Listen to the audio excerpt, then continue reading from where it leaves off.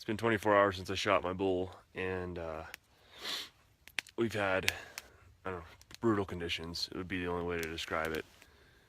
Worse than Bear Grylls, brutal, I think, because most of that's on TV. This is on my iPhone. It's really happening. And maybe that guy does really suck urine out of like camel poop, but I'd honestly rather deal with that than what I had to do last night. Okay, maybe not really. But I'm in pretty good spirits, obviously, for not knowing where my bull is. I did have a cool situation, though. Oh, and just to give you like a whole effect of the gravity of the situation, I got my fire going right here, which doesn't look like a roaring fire on purpose. And the reason is because I have to dry out my sleeping bag, which is hooked up to my non-traditional clothesline that has to dry out. All my other gear is down there drying out. Well, that's not going to dry out. That's just going to stay wet. But the stuff that's essential for making it through the night, staying away from frostbite, that kind of stuff, hypothermia is all being taken care of. So air mattress, which just should dry pretty quick, and my Gore-Tex bivy should dry pretty quick.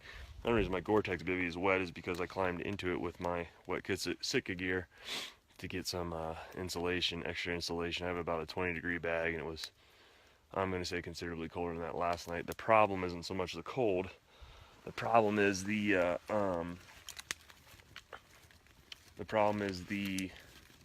rain that got to everything first.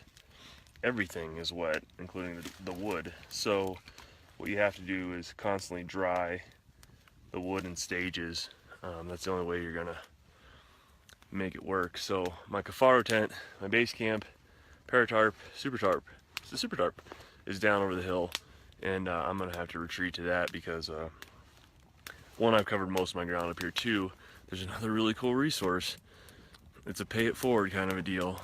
I met a guy who has one of 30 rifle tags in Idaho, which I'm hunting on the Continental Divide. I haven't said that before. So he's a commercial fisherman.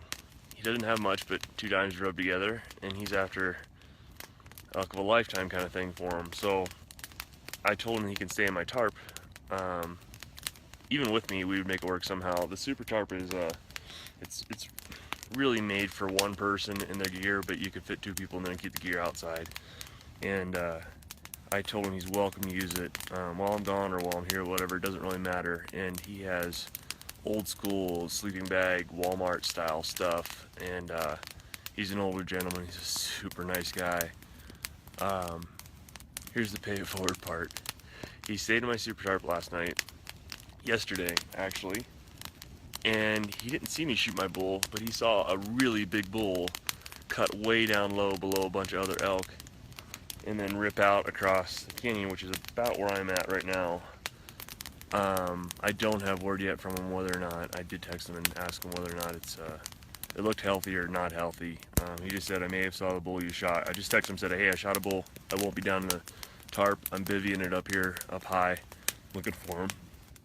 And I moved up the day before. So if he saw my elk, he said it was really big. It may or may not be.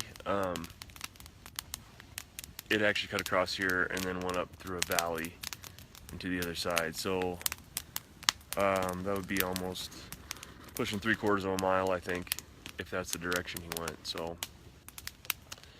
I would say he's probably in pretty good health. I just cannot for the life of me figure out what happened with my arrow. I've got that helix brought in on there, and in theory that thing is chopping the living daylights out of it. It's sharpened on the back side and on the front side and with a bevel, and if there was one broadhead I could have said I wanted to have in that chest cavity where I put that arrow, I would have said that one. These animals are amazing creatures though, so I'm gonna go back down after I get my stuff a little bit dried out and meet up with him. I'm sure he's not hunting. We have 0 visibility. That's the mountain you were looking at last night. 0 visibility, and the weather may get worse. So I may have a close to my season, unfortunately, but we'll see. I've got a full 2 days to look for him. I'm going to use that full 2 days, pick apart everything I can, and if it so be it on the last half day I get a cow in front of me, I'll take a cow. But finding an animal that I wounded, It's been a long time since I've wounded a target animal, a very long time, and it kind of hurts a little bit, especially since that was a slam dunk shot on a very big animal, and I thought I slam dunked it. May have been an air ball, I don't know. So, the day will go on. It's a long video, I know, but it's also a little bit about winter survival. Who knows when this will post. The Facebook stuff posts take forever, obviously, but the most important thing is to get your gear dry as quickly as possible. If this were a down sleeping bag, I'd have been in big trouble last night. All the gear I have is the best I could afford.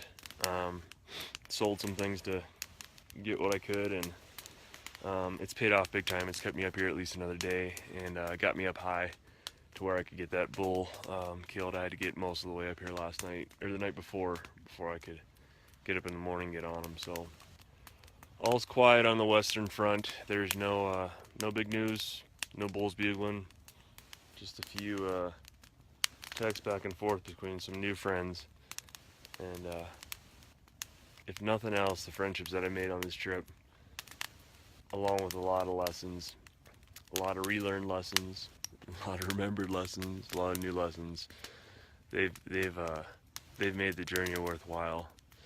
I just hope if my bull's not mortally wounded, then I hope he's bugling for me next year. So, kind of a somber moment, I guess. I'm gonna cry. Not really. I'm crying inside though, I promise. It does suck. So, let me get warm, pack my stuff up, head back down to my super tarp, where my new friend is hanging out, I guess. Hopefully he gathered a bunch of dry wood. I'm sure he did. He seems like a pretty intelligent man. And has it under the tarp, and I do a video from there, but you likely won't get another post from me until I get out of the mountains, because I'm not going to go way up to the 10,000 feet where I shot that bull at. There's really no reason to. If he's hurt and he's down here low and swung down low and came up, he's not going to go much higher than this. So I'm going to look, dry out, keep the fire going. This, by the way, takes a long time, and you got to be diligent on it all the time. Diligent, whatever that word is. I better go. See ya.